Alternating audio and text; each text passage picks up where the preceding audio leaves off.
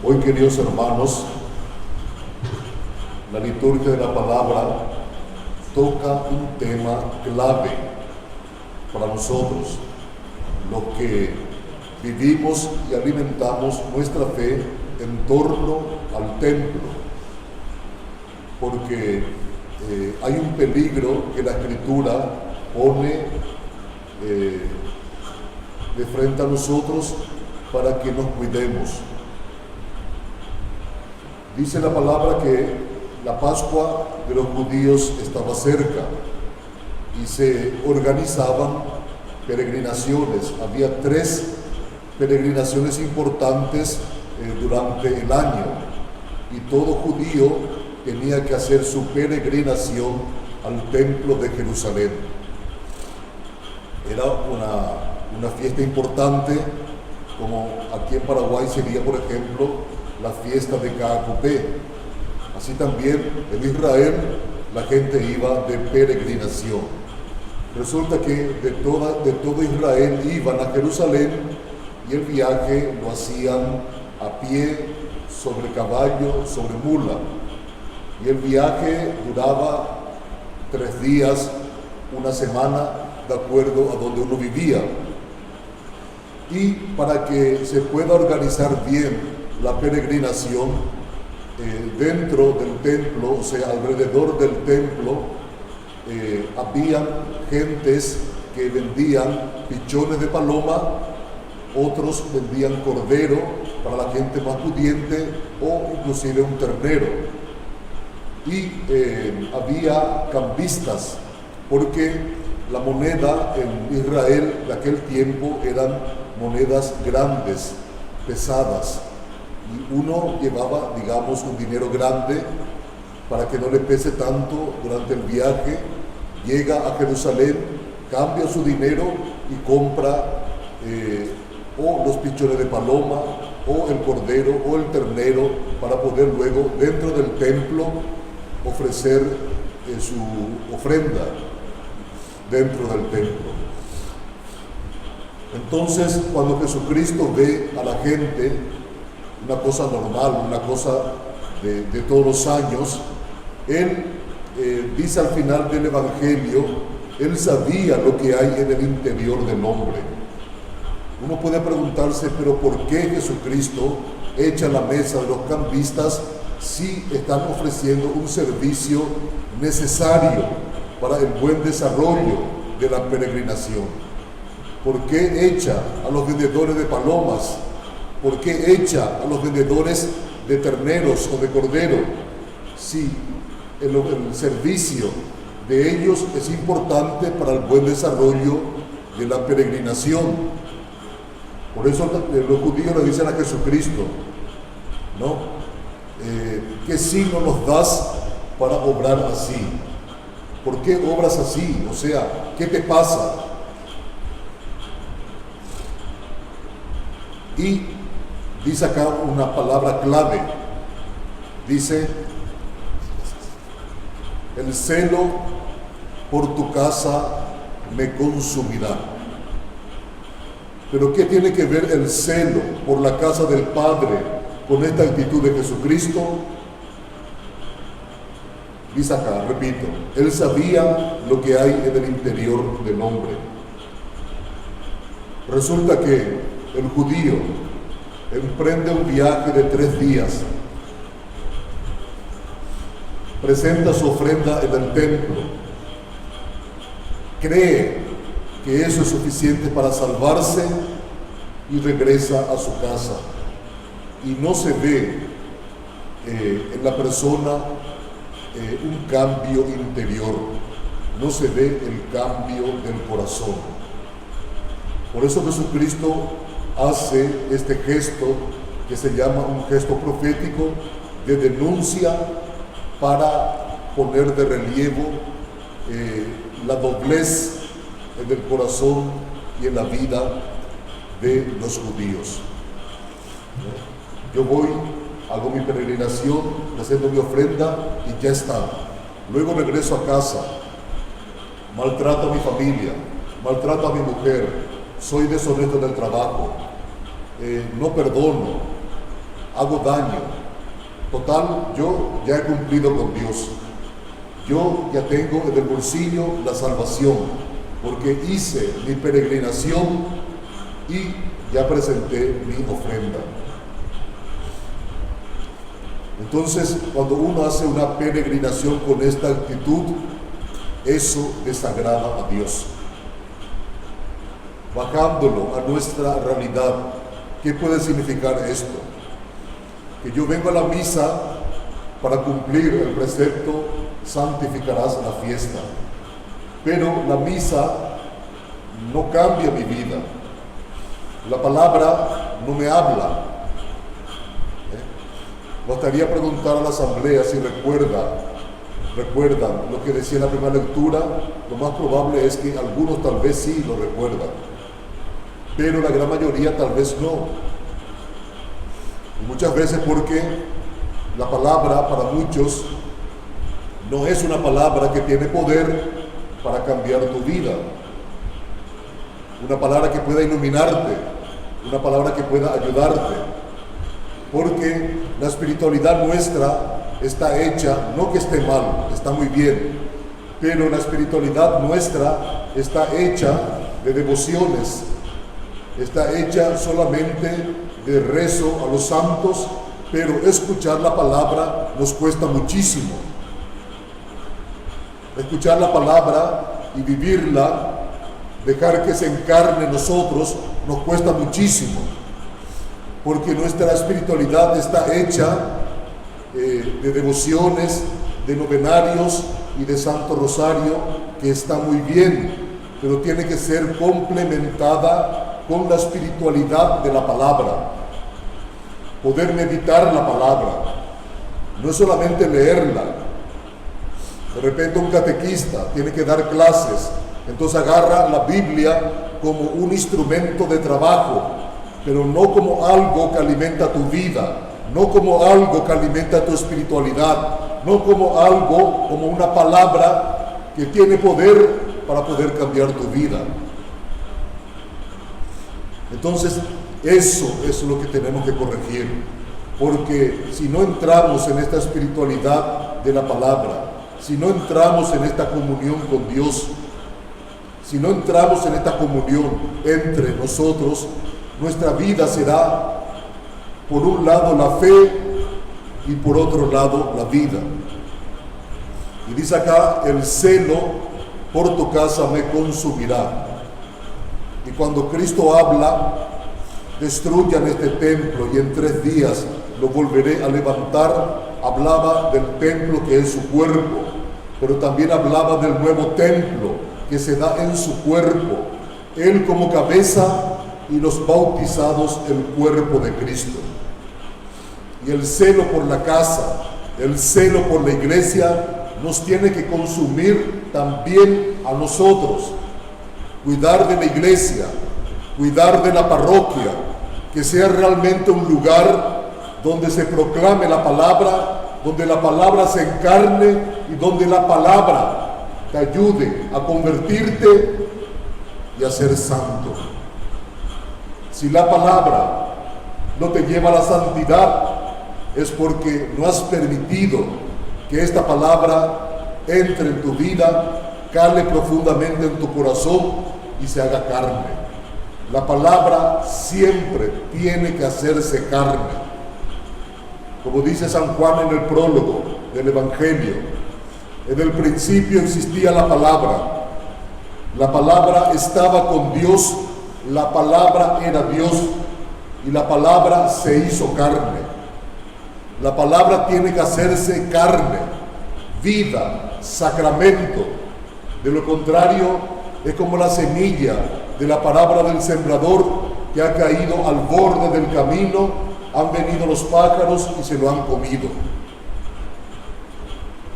Porque del fondo, el trabajo, la misión del demonio y de sus ángeles es la misión de los pájaros, comer la semilla que es la palabra, dejarte sin palabra, impedir que tengas una relación de comunión con Dios, impedir que experimentes en tu vida el perdón de tus pecados.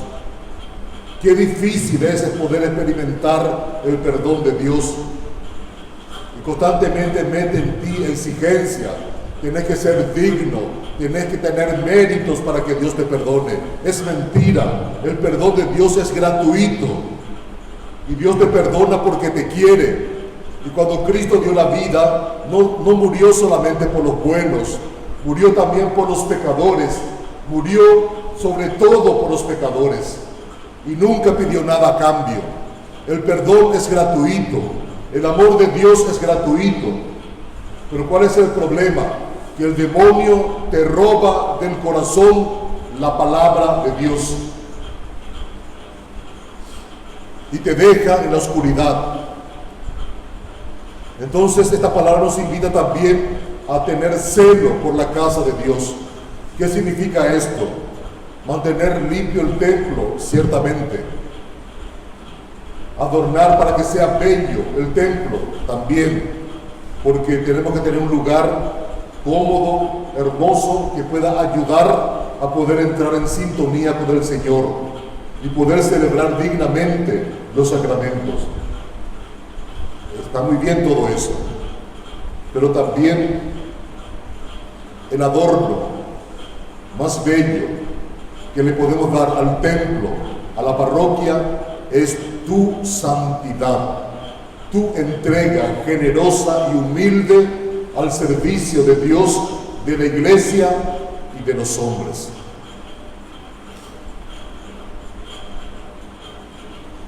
Y sacar de la vida parroquial, de la vida de la iglesia, todo aquello que se oponga a que este templo sea realmente un lugar donde el Señor habita, donde Él coloca su morada. ¿Cuál es el peligro? Uno de los peligros. Lo habló la primera lectura. Hablaba del pecado de la idolatría. Idolatría es desplazar a Dios del centro y el hombre se erige. Una forma de idolatría del Antiguo Testamento. ¿Por qué Dios prohíbe hacer imágenes? Porque en ese momento el pueblo de Israel estaba atravesando 7 naciones paganas en el desierto y cada pueblo tenía sus dioses a quienes les ofrecían cultos tipo sacrificio humano para calmar la ira de los dioses. Y por supuesto que estas divinidades, estas imágenes eran de demonios. Y Dios, para evitar que su pueblo se contamine, prohíbe hacer imágenes en ese momento. No es que la Biblia prohíba hacer imágenes de San Miguel, de la Virgen, porque el primero que hace imagen es Dios. Dice Dios: hagamos al hombre a nuestra imagen. Dios es el primero que hace imagen. Luego a Salomón le va a decir, en el desierto, cuando las serpientes venenosas le pican a los judíos, le dice: hazte una serpiente de bronce, y todo aquel que haya sido mordido por la serpiente y mire a la serpiente de bronce, vivirá. Entonces esta serpiente en un mástil en el desierto es figura de Jesucristo crucificado. Y todo aquel que mira y cree que ahí está la verdad, se salvará y no morirá. O cuando Salomón va a construir el templo, le da las directivas: en el ala superior derecho del altar mayor colocarás serafines, en el lado izquierdo querubines. Los serafines y los querubines son ángeles, y los ángeles servían dentro del templo para hacer presente la realidad del cielo. Uno entraba al templo de Jerusalén y veía a los serafines, a los querubines o al arca de la alianza, y te hacía presente que el cielo existe. Entonces la imagen ayuda en la devoción, ciertamente. O sea que Dios no prohíbe las imágenes. Es una mala interpretación que hacen los protestantes. Pero bien, el tema es el pecado de la idolatría.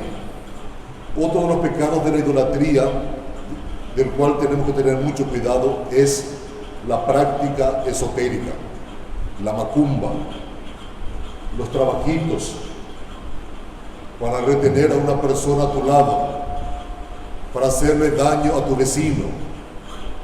Eso es un pecado gravísimo, porque atenta contra el primer mandamiento de la ley de Dios. Por eso todo aquel que ha recurrido a gente que hace macumba, que hace trabajo de este tipo, tiene que confesarse.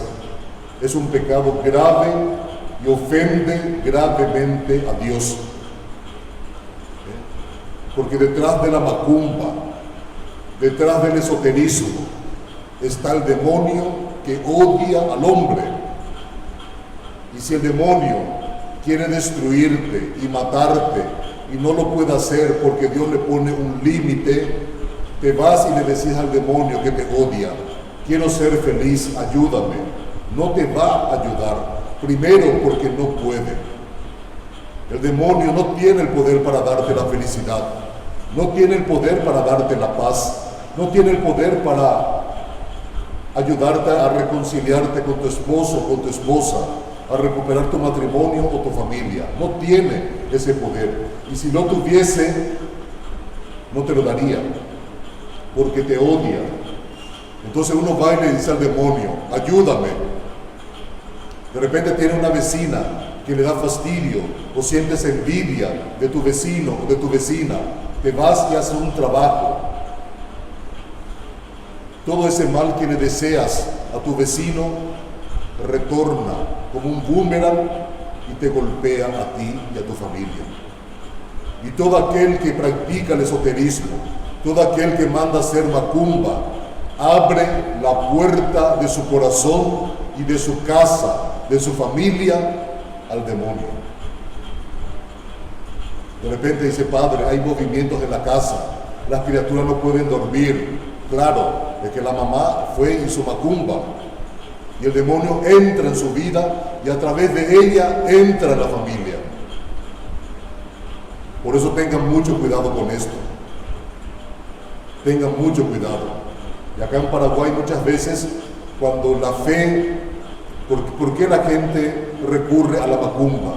Porque no tiene fe, porque aparece en su vida un problema, un sufrimiento, aparece en su vida la cruz de Cristo, y en vez de aceptarla, abrazarla y besarla y pedirle a Dios fuerza para poder cargar la cruz de Cristo, porque la palabra dice: el que quiera venir detrás de mí, niéguese a sí mismo, tome su cruz y que me siga.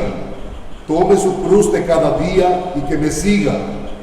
Entonces uno aparece en la cruz, como no tiene fe y no quiere sufrir y no quiere seguir a Jesucristo, ¿qué es lo que hace? Busca una solución mágica a sus problemas y recurre a la macumba, al esoterismo, a la adivinación. Yo quiero saber qué va a pasar en mi futuro, y recurre a la lectura del tarot o esta bola de cristal para que ahí pueda ver tu futuro, qué es lo que va a pasar, si te vas a casar, si vas a tener dinero, cuántos años, ¿no? La gente quiere saber el futuro. ¿Qué le dice la serpiente a Eva para echarle del pecado? Le dice: si comes del fruto de este árbol, conocerás. La agarra por la curiosidad, el querer conocer, el querer saber el futuro. Es por ahí donde el demonio la agarra a mucha gente. Conocerás, le dice la serpiente a Eva, y esa palabra la convenció, tomó el fruto y comió. Le dio a su marido, que igualmente comió, y juntos introdujeron ¿qué cosa? La felicidad, la paz, la armonía. No, la muerte. El esoterismo te lleva a la muerte del alma. Por eso tengan mucho cuidado. Y cuando uno entra en ese mundo del esoterismo, de la magia, de la adivinación, de la macumba, le cuesta muchísimo salir, porque se crea una dependencia. Hay gente que lo primero que hace al levantarse, antes que agradecer a Dios, es leer su horóscopo, a ver qué tal me va a ir hoy. No reza, no pide la asistencia del Espíritu Santo, no pide la gracia de Dios para que en ese día la acompañe, para que haga bien su trabajo, para que pueda ganar lo que necesita la familia para poder vivir. No, lee el horóscopo.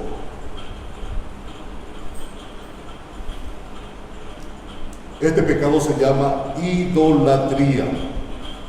Significa desplazar a Dios y erigirte en el Dios de la propia vida.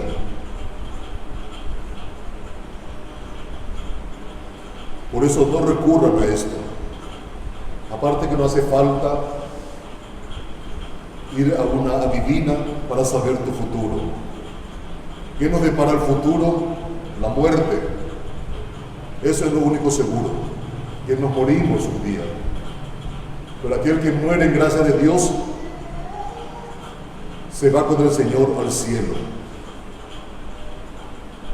Por eso dice acá el Señor: el celo por tu casa me consumirá.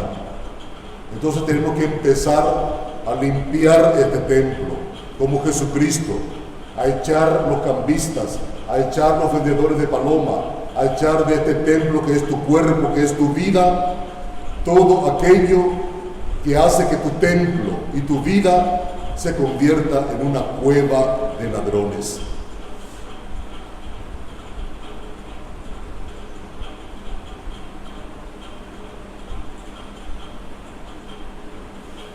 Hay también otro tipo de práctica que está entrando, que está muy en boga hoy en día, sobre todo en un ámbito social medio elevado, que son las prácticas de las filosofías orientales, las meditaciones trascendentales.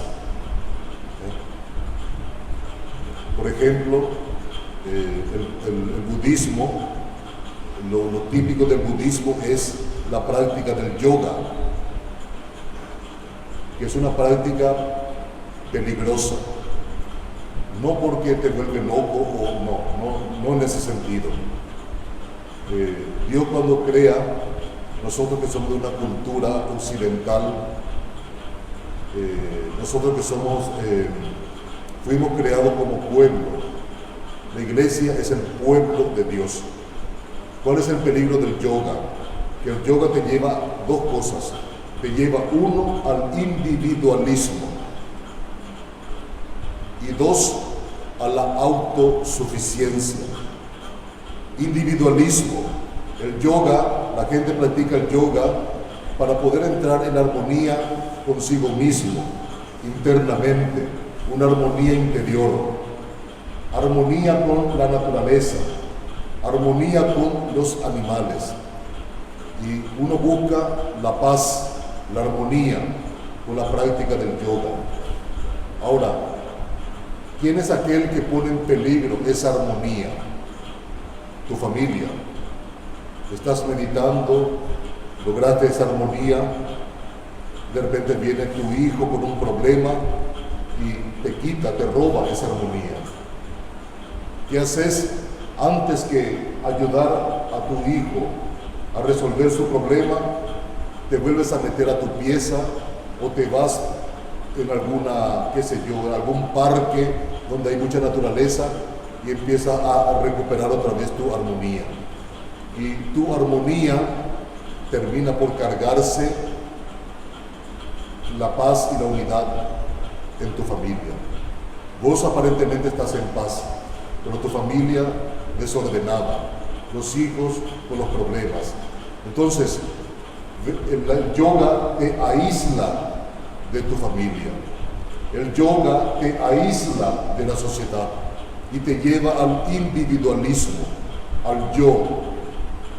El yo con mi conciencia el yo con mi armonía interior, el resto fuera. Este es el peligro del yoga, el individualismo, y lo otro, la autosuficiencia, porque con la práctica constante del yoga uno llega a erigirse en el Dios de la propia vida, a no depender de nadie, a ser autosuficiente. Y nadie puede ser autosuficiente. Somos débiles y necesitamos del otro, del cariño del otro, de la ayuda del otro para poder continuar. Por eso, queridos hermanos, esta palabra nos invita a limpiar el templo, a arrepentirnos y a dejar todo tipo de práctica idolátrica que no solamente te destruye y te hace daño, sino que pone en peligro la salvación de tu alma.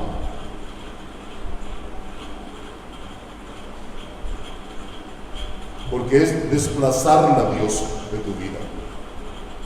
Vos podés sacar la misa, podés tener una participación en la liturgia,